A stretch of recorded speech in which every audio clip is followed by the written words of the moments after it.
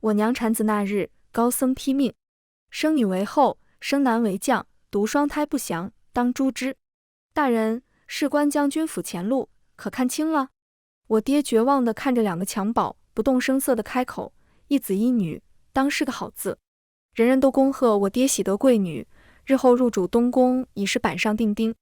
这等福气我原也应该跟着高兴，只可惜我并非众人羡慕的对象，而是将军府的幼子。大家好，欢迎收看皮皮听书。我和姐姐是双生至亲，从小就争得厉害。我们一同降生，偏生她体弱，比我重了1斤6两，体弱些。年幼时大家都穿着衣裳到处跑，谁人也分不清将军府的是公子还是小姐。那段日子大概是我最快乐的时光。我比姐姐先会喊娘亲，她气得哭了一整日。姐姐不甘示弱，在娘亲生日时悄悄摘了一朵花，我看着手里的泥巴，气得呼在了她的衣领上。世子之争向来如此，原本这样的日子也算有趣，只是6岁那年，我爹打了胜仗回府，他拎着我的脖领子扔到了教场。姐姐被娘亲带着去了琴房，里面坐着的皇后娘娘身边的人，听说诗书礼仪样样精通。我不满，大喊着我爹偏心，凭什么只让我来教场？姐姐身子弱，何该让她来扎1个时辰的马步才对。我爹气得照着我后脑勺来了一巴掌，我不得不在教场待了1天。回府时，神色样样的我遇见了闷闷不乐的姐姐，久违的亲情就这么被唤醒了。我眸中含泪，姐姐。姐姐朝我头上打了一巴掌，凌云，你跑哪去了？爹带我去教场了，我让他把你一同带去，他非不肯，你快骂他。我姐，后面那句是开玩笑的，前面却是认真的。我有记忆以来，从没和姐姐分开过，可这次不管我们谁耍赖，我爹仍然坚持分开我们。我生闷气，在教场淋了一整日的雨，最后被人拖着回府。我娘又急又怒，揪着我爹的耳朵骂。他们不敢请来太医，只敢请信得过的府医来。我好像听见我娘在我榻前碎碎念。后来我听见姐姐的哭声，她的手有些凉，眼泪更冷。她说：凌云，对不起。那次我才知道，原来我们是不一样的。我生来就得练武，过几年便要上战场，偌大的将军府只有我们姐妹俩。我醒过来后第一次知道真相，看见我爹神色复杂，他叹了口气，双胎不祥，祸国妖女，必将斩杀。凌云，若这事被发现了，要死的人很多，爹会尽力保住你们姐妹。但你记住，你就是我萧衍的幼子，日后的护国将军。我不大聪明，脑子也比姐姐转得慢，怎么想也想不明白，我怎么就变成姑娘家了？可若我的身份暴露，恐怕我们一家都要死。夜里我抱着被子去找姐姐，她的眼泪好像要把我淹没。我笑嘻嘻地擦干她的泪。别羡慕了，你这身子是没法去教场喽。我和你说，打架可好玩了，日后我要做大将军，有人欺负你，我就打死他们。姐姐嘴角含笑，眸中却含着泪光。我们凌云真厉害，我好像一下子变得懂事起来。从前事事和姐姐争个高低，如今她日日坐在房中学些琴棋书画，而我在教场训练，隔几日身上就多了处伤。姐姐不让旁人接触我的伤，次次都是和娘亲一同为我上药。外人面前端坐无比的萧映雪，斩钉截铁地盯着我。女儿家的身子可要紧，除了姐姐莫要给旁人瞧，女子也不行。我胡乱点头。10岁那年，姐姐入宫做了明阳公主伴读，我被我爹丢进了军营训练，3日才能回一次将军府。这日回府，我瞧见姐姐的脸颊高高肿起，我娘眸中闪着火光，冷声解释了这一切。原来娘带着姐姐参加相府的宴会，那丞相是皇后娘娘的亲兄长，丞相之女楚明章是她的亲外甥女，虽才10岁，但整日追在太子殿下身后。全京城的人都知道，我姐姐是日后的太子妃。她不满，便对我姐姐下了手。姐姐倒吸了一口冷气，任我娘给她上药，一边给我抹眼泪。哭什么？那楚明章虽然打了我一巴掌，我也朝他心口踹了一脚，说来还是你教我的招式。姐姐说自己是将军府长女，自然不能被他欺负了。我却知道，是因为楚明章说我日后为将，早晚死在战场上。我一个男子，自然不好对楚明章下手。于是择日我便去了他们组的蹴鞠局。楚明章他兄长楚玉也在，他看着细胳膊细腿的我，嫌弃地翻了个白眼。谁不知道未来的萧将军日日在自家教场上摔跤呢，还有空和我们踢蹴鞠，不怕你爹抓你回去？我爹怕我身份暴露，向来不让我同这些世家子弟一起玩。今日自然是我偷跑出来的。我面上却没有一丝心虚，而是轻嗤了一声。怎么，你们怕了？少年经不起激，一下就急了。于是全程我也不管进不进球，追着楚玉后面暴揍。他们平日只会念书，哪里经历过这么歹毒的暴打，惨叫连连。最后所有人都不踢了，全来拉我。我也不管是谁，拉架的一律当楚玉揍。楚玉鼻青脸肿，我自己也挂了彩。最后我吐了口血沫，地上楚玉的眼底已经带上了泪光。男子汉大丈夫，从来不娘们唧唧玩虚的。以后你妹打我姐，我就揍你，懂？说完，我利落的转身，实则疼得嘶嘶哈哈，偷偷抹掉了眼角的泪。回去免不了挨我爹一顿揍，真疼啊！这一战，我爹打得我3天没下来床，却也想到一个好方法。他日夜担忧我女子的身份被发现。可若是我3天一小打，5天一大打，怎会有人怀疑如此的混世魔王是个女子呢？姐姐偷偷带着点心来看我，我连忙从龇牙咧嘴变成了面无表情。见她拿出点心，还不屑地轻嗤了一声。这种甜腻的东西，我这样的男子汉怎会吃这些？姐姐手指点在我伤口处，我顿时发出了杀猪般的叫声。姐姐缩在我床榻的角落，有些忧愁。凌云，日后你可怎么办呢？难道真要当将军去打仗吗？我急了，去打仗怎么了？爹打了一辈子的仗，那可是大英雄，日后我萧凌云也是大英雄。姐姐叹了口气，眉头拧得能夹死一只苍蝇。爹打了一辈子的仗，不还是保不住2个女儿？我沉默了。10岁的我仍天真的以为我姐姐是日后的太子妃，以后就会做皇后，做太后。即便我打仗没有我爹厉害，但我爹仍旧是大将军，姐姐进了宫也不会被欺负。可我们永远不知道明天和意外哪个先来。这之后，我爹叫人悄悄传出我身强体壮，一拳可以打死2个无耻小儿，却偏偏是个混世魔王的谣言。人人都知道萧衍有1子1女，女儿国色天香，端庄温柔，儿子自幼混账，是个莽夫。我爹安下心来，又出去打仗。及笄那年，陛下病重，宫中急需喜事冲一冲。陛下病榻上一想，想到了我姐姐，想到了那高僧，于是圣旨一下，姐姐成了太子妃，楚明章作为侧妃，和姐姐一同入东宫。消息传来时，姐姐的手抖得厉害，我娘脸色更为难看。侧妃和太子妃一同入东宫，皇后是昏了头不成？我脑袋嗡嗡作响。前些日子我去瞧姐姐，她正和3皇子一起讨论诗画，笑得和同我在一起一般开心。她也在深夜试探性地问我，凌云，我们有没有可能离开京都，做个普通人？我笑着回她，如果有那一天，我一定要吃许多好吃的点心。我们不去想命运的轨迹，试图逃避这一切，但命运还是以不可控制的方向走向了既定的路。姐姐出嫁那日，是我背着她上花轿。太子是端方君子，即便陛下病重，喜事不宜大办，却仍愿把该走的仪式走上一遍。我背上沉甸甸的，一步一步，眼泪却不争气地滴在地上。姐姐趴在我背上，一如幼时般柔弱，声音却十分坚定。凌云，日后姐姐做了皇后，便让你假死离开，天高海阔，我们姐妹总得有一人走出去。答应我，照顾好爹娘。我心底绝望。姐姐嫁人后，我心里沉甸甸的，整日愈发不爱言语。听说太子10天有8天都宿在楚明章处，他不喜欢我姐姐，姐姐也不喜欢他。可他们一个是太子，一个是命定的太子妃，谁也逃不脱。值得一提的是，太子办了喜事后，陛下的病境也真的渐渐好了起来。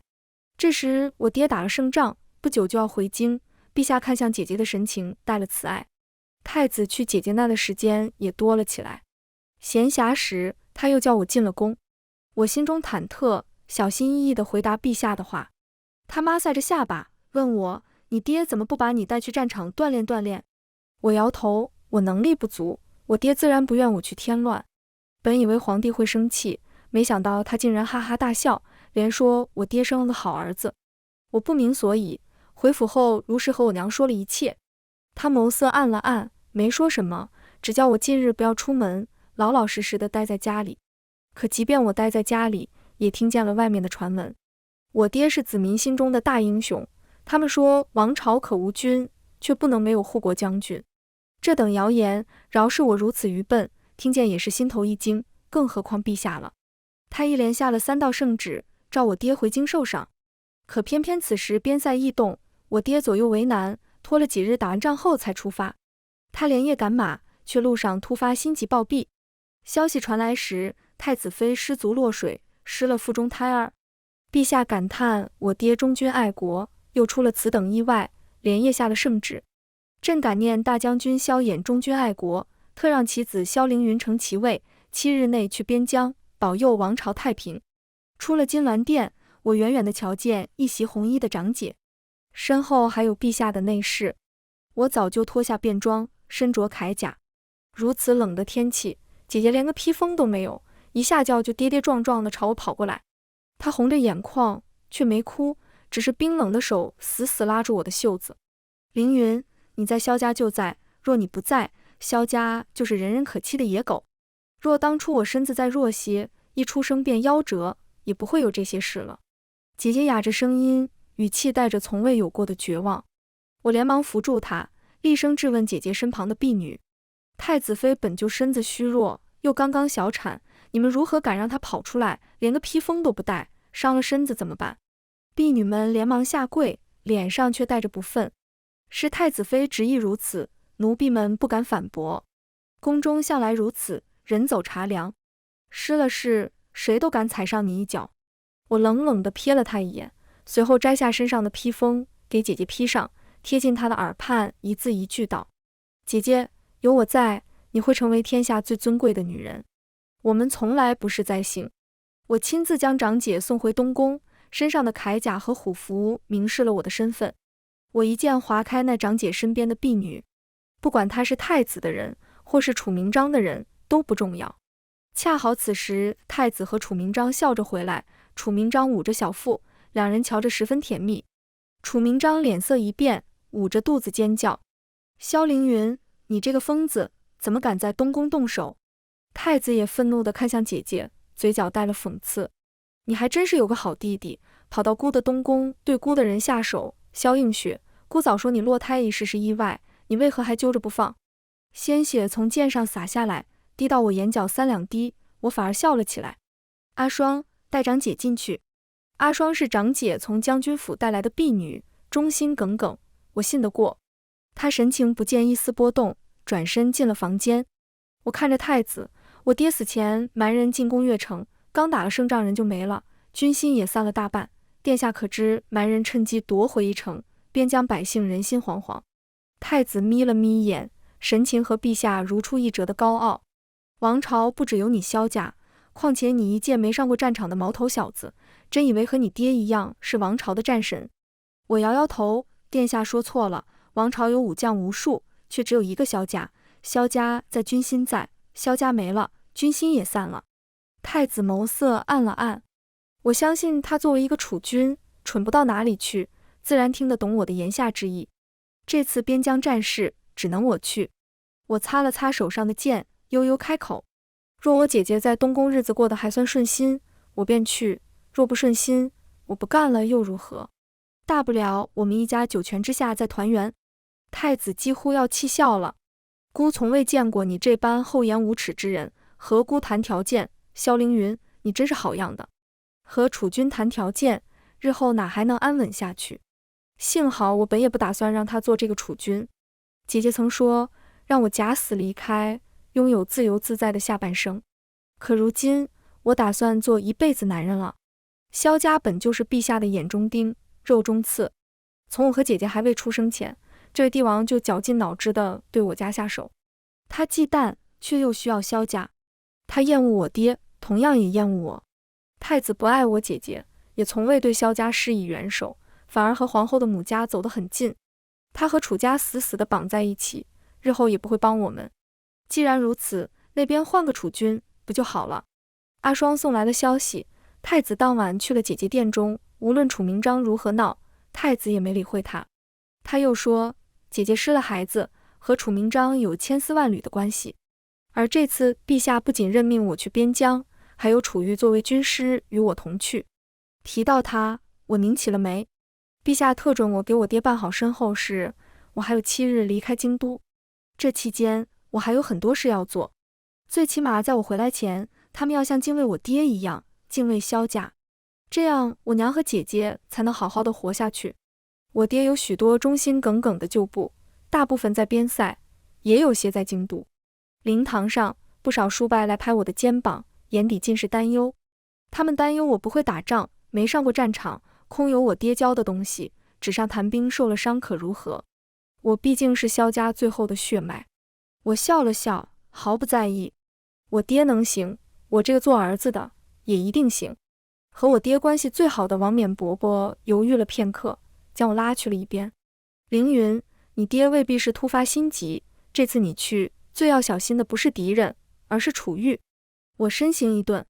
临走前，宫中举办了宴会，陛下将我也叫去了宫中，说了些客套话，又夸我有我爹的风范。我敷衍着一一作答，目光却落在女眷那边。姐姐神色淡淡，坐在太子身侧，太子时不时地侧手和楚明章说着话。他腹中已有身孕，几日不见，姐姐似乎又消瘦了不少。看到我担忧的目光，她安抚般笑了笑，冲我眨眼。姐姐是高僧批命的未来皇后，她不死，中宫的位置便岿然不动，因此姐姐早就成了众人下手的目标。我花了不少积蓄和我爹留下来的人脉，插了人进东宫，又将千挑万选出来的善读善武和善谋的3人通通留给他，才松了口气。趁着临走前，我特地去东宫见了他一次。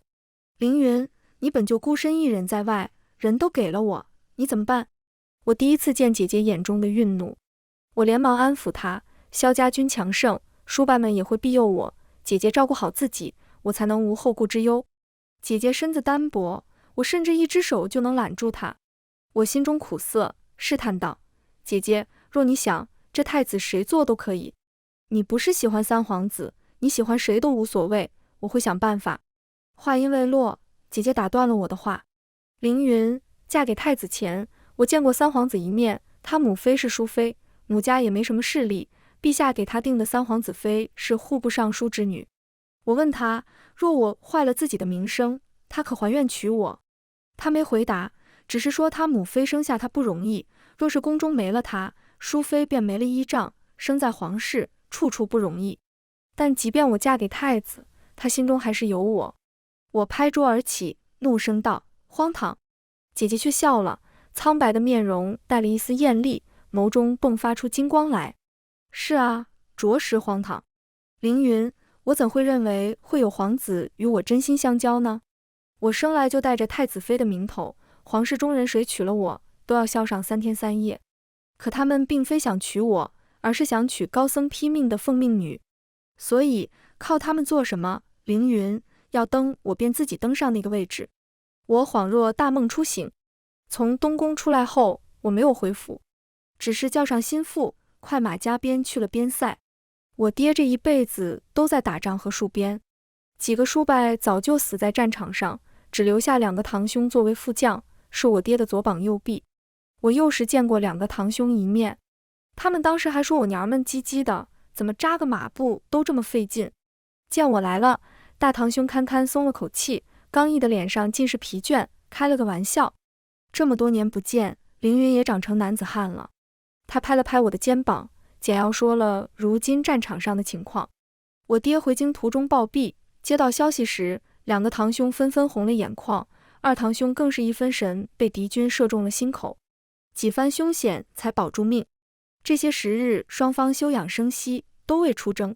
如今我来了，正好顶他的位置。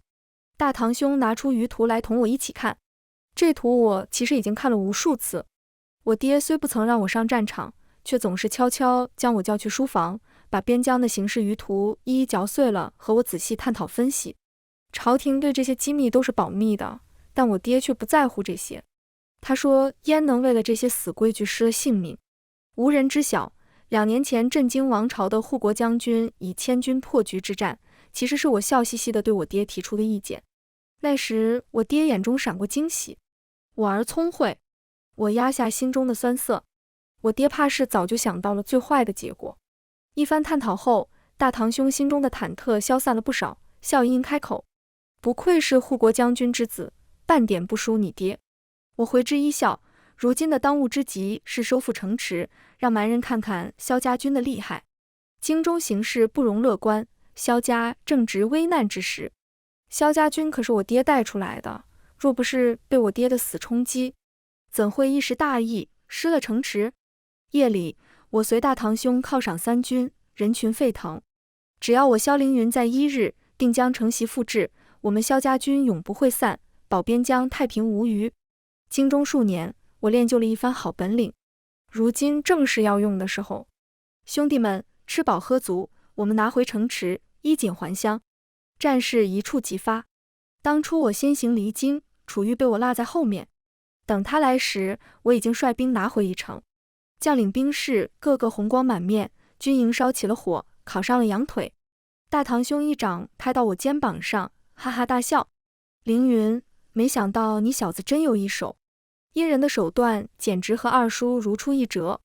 军医刚刚给我包好伤口，看见大堂兄的动作，狠狠瞪了他一眼。我一时失笑，抬起头就看见了楚玉。他脸色铁青：陛下命你我出征，萧将军并未通知我先行一步不说，如今又在这如此散漫，带着众人吃吃喝喝，成何体统？楚玉刚刚到边疆，就直奔我这大营，世家公子，萧家军可不待见。自然无人告诉他，我们刚刚拿回了失去的城池。大堂兄挑了挑眉，像看跳梁小丑一样看着他。我想了想，评价道：你长大了，但还是和幼时一般讨厌。楚玉脸色一变，就要下来同我理论。还是大堂兄笑眯眯地将人带走，临走时朝我眨了眨眼。他和楚玉解释清楚事情的经过，又将人安排在无关紧要的闲职上，这才回来。二堂兄的伤好的差不多，也出来同我们庆祝。耳边尽是喧闹声，我抬头看着漫天的星辰，忍不住想姐姐现在在何处，又在做些什么。我娘还安好吗？我打了胜仗，他们总归不该再被欺负了吧？京中的人传来消息，我打了胜仗的消息一传回去，楚明章就在惊愕时掉了孩子。姐姐站在他门外哭晕了过去，只说楚明章是不是见不得我打胜仗，见不得边疆安宁。楚明章更加生气，屡屡出言不逊，惹了太子厌烦，竟冷了他。姐姐因着家里生变，一改往日的高傲疏离，变得温柔小意起来。太子一连数日都宿在姐姐处，什么好东西都往她房中送。姐姐这几个月养得比在家里面色还要红润些。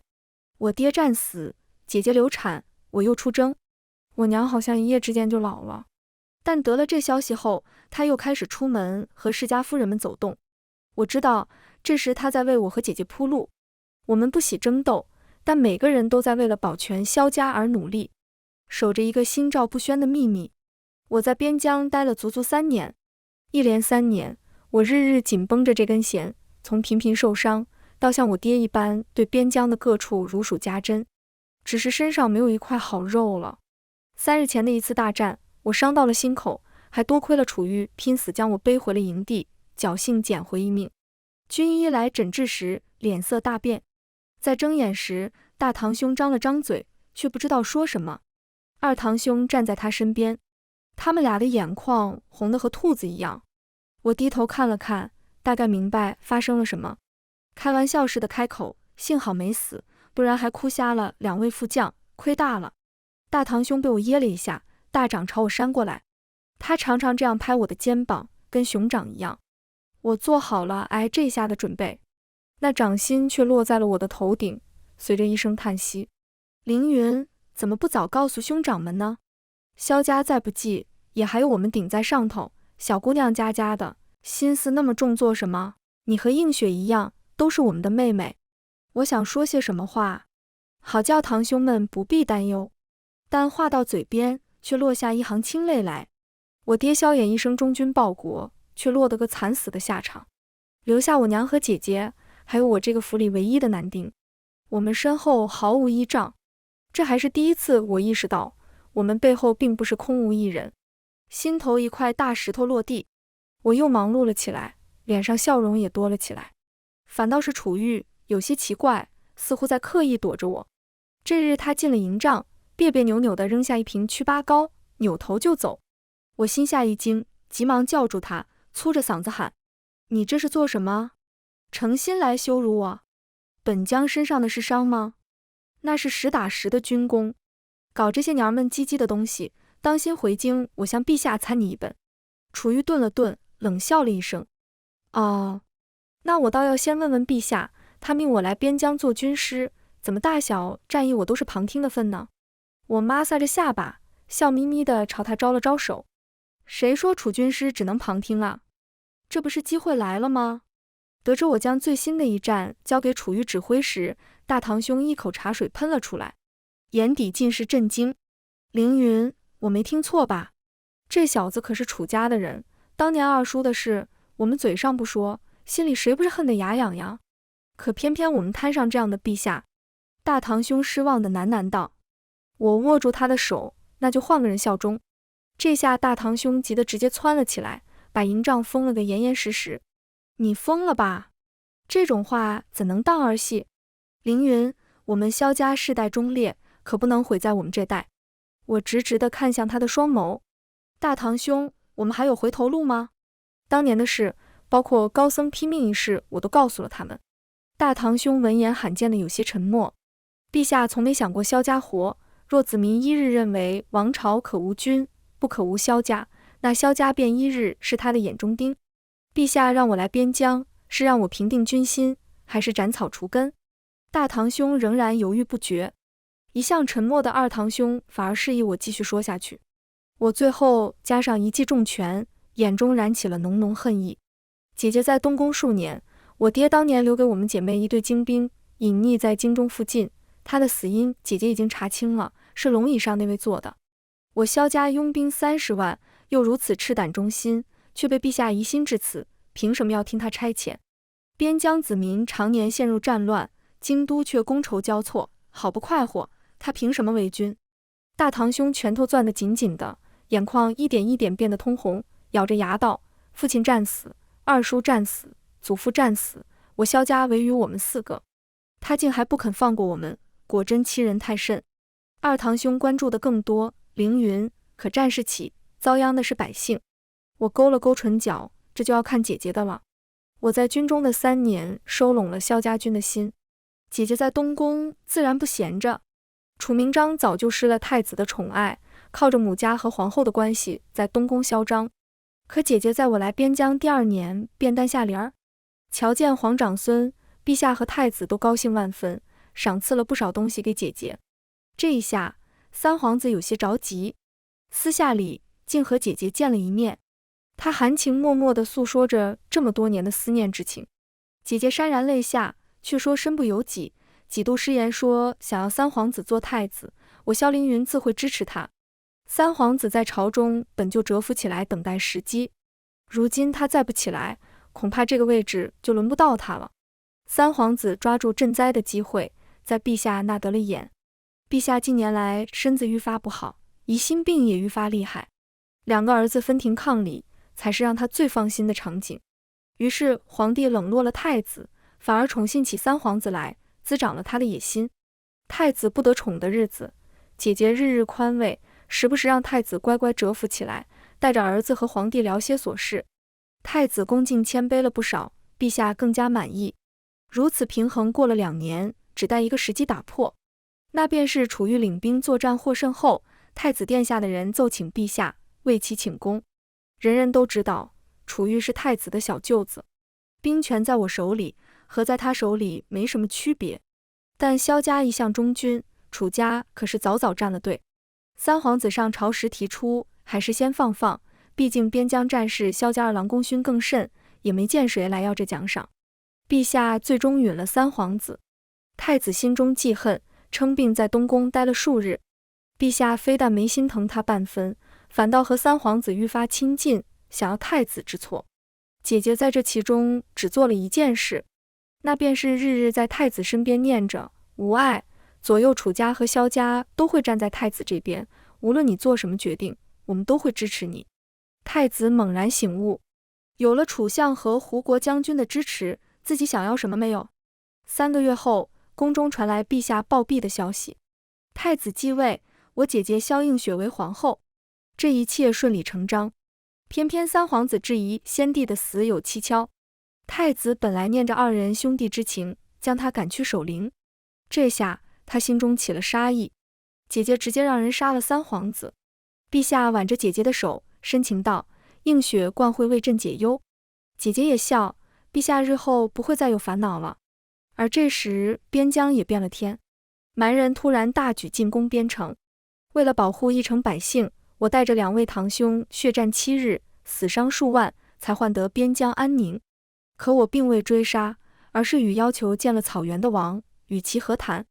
一番推心置腹后，他答应10年内不再进攻边境，且年年给王朝献上马匹物资。一时间，百姓跪喊萧凌云的名字，他们说我是守卫边疆的战神，日后边疆的安宁多亏了护国将军。这时，陛下下旨让我先行回京，说是太子5岁生辰，我这个做舅舅的应当提前回京为他庆生。这一切仿佛早有预兆，我直接收拾起行李来，楚玉却找了过来。经历了上回的事，楚玉发觉我利用他，再也不肯指挥一场战役。平时偶遇了他，他也只是用复杂的目光看着我，这次却是意外的担忧和迟疑。片刻，他开口：“如今边疆无战事，你日后怎么想？”我好笑地看着他，我如何想？什么时候轮得到我来想了？陛下让我去哪，我就去哪里。楚玉有些沉默，他抹撒着衣裳，不知道想做什么。我装作看不懂楚玉眼底的挣扎，打破了这诡异的安静。你就是来问这个的？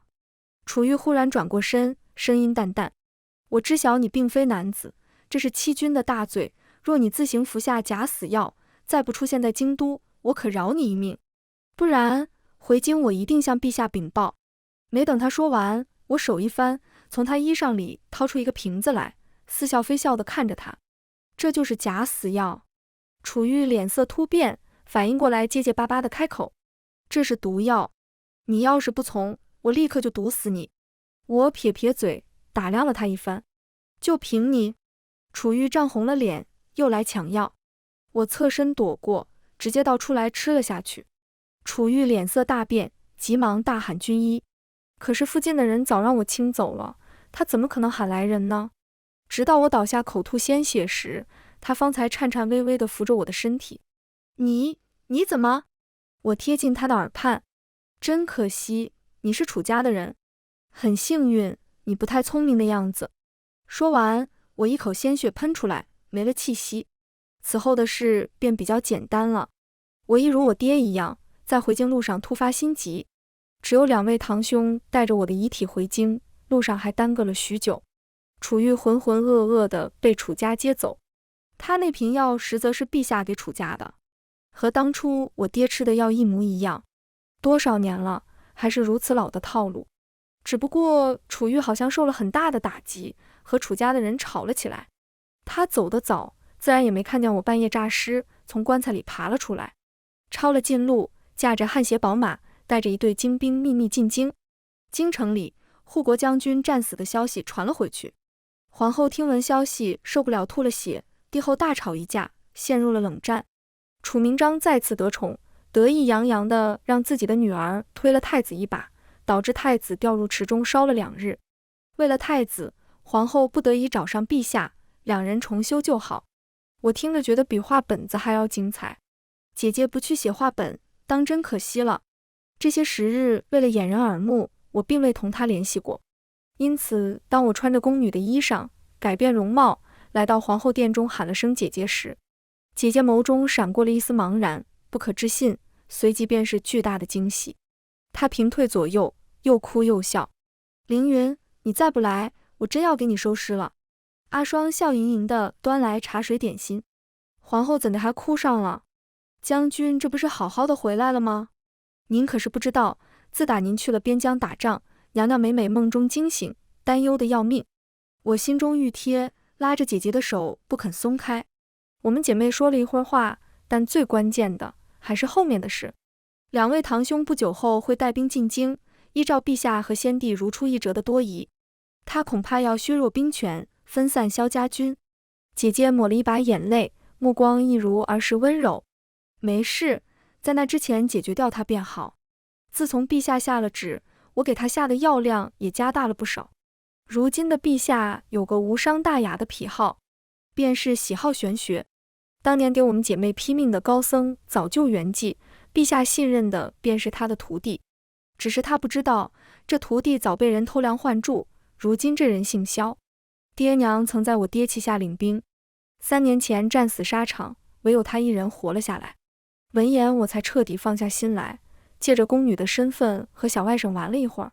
太子长得像我姐姐，一本正经却又童言童语，十分可爱。这几日陛下宿在储明章处，也没来皇后殿中，反而让我们姐妹好好聊了几日。姐姐尤其笑得古怪，我巴不得她一直待在那。我开始不明白她什么意思，直到陛下死在储明章宫内一事传了出来。那夜我正睡得安稳，姐姐一把将我从床上拖了下来，笑着开口：走了凌云，去看戏。我打着哈欠，一路随姐姐去了储明章殿内，看见了哭得梨花带雨的储明章和昏迷不醒的皇帝。太医说皇帝这情况恐怕是房事时过于激动，导致陷入昏迷。我惊讶不止，储明章更是惊恐万分，尖叫着：不可能，怎会有如此病？你这个庸医，本宫要叫人杀了你！太医连连告罪，苦不堪言。姐姐挺身而出，让他们先行下去，又用故意谋害圣上的罪名扣押了储明章。我啧啧称奇，感慨世界之大，无奇不有。姐姐深深地看了我一眼。其实储明章有些话说得不错，的确没有这样的病，但这个锅得他来背。姐姐说他下毒时就没管这些，皇帝死在谁床上，就算谁倒霉好了。如今储明章成了这个倒霉鬼，储家也完了。如今朝中势力繁杂，储家占据半边，储明章出了这事，储家当然不依，甚至扬言是我姐姐做的，只为了嫁祸储明章，狼子野心，实在可恶。朝臣们吵得不可开交，两位堂兄却带着精兵回来了。可眼下陛下昏迷，哪里能管得住萧家军？身死的萧凌云也出现在朝堂上。面对大臣们的质疑，我苦笑着说，众人都以为我死了，那遗体也不小心掉下了山崖，但我不过是被果壳卡住了喉咙，这一颠簸竟吐了出来，辗转反侧才离京。没想到陛下昏迷了。要我说，诸位也不必再吵，陛下昏迷，小太子年幼，如今还是要先惩处谋害陛下的储家，再做打算。储明章他爹气得面红耳赤，荒谬，轮得到你个毛头小子在这里指指点点？我惊讶地看着他。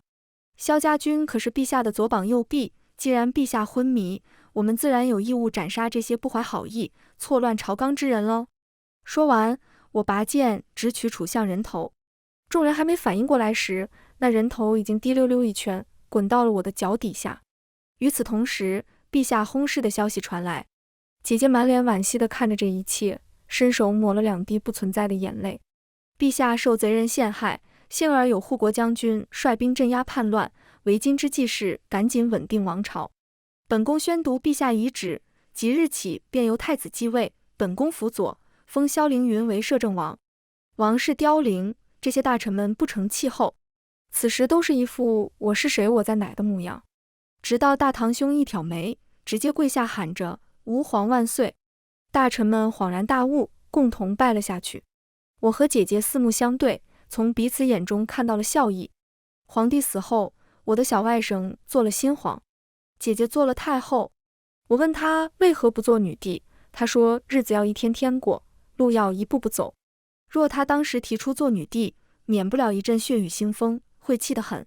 可若她文采学识，国策见地，皆不输于旁人，又礼贤下士，识人善变，那这些人即便再不甘，也无话可说。她的确做得很好。